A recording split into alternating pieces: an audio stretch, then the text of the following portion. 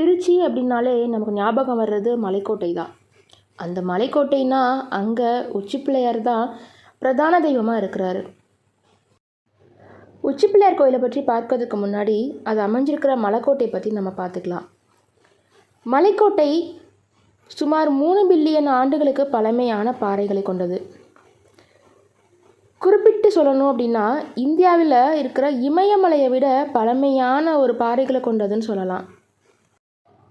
அப்படி பழமையான அந்த மலைக்கோட்டையில் உச்சியில் அமைஞ்சிருக்கிறதுனால இக்கோயிலை உச்சிப்பிள்ளையார் கோயில்னு அழைக்கிறாங்க. இந்த உச்சிப்பிள்ளையார் கோயில் மலைக்கோட்டையில் 273 அடி உயரத்தில் அமைஞ்சிருக்கு.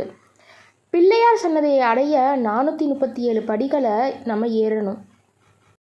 இத்தனை சிறப்பு வாய்ந்த இந்த உச்சிப்பிள்ளையார் கோயிலை பற்றி நம்ம தெரிஞ்சுக்கணும் இல்லையா? அதோட ஸ்தல வரலாறை நாம் இந்த காணொலியில் தெரிஞ்சுக்கலாம்.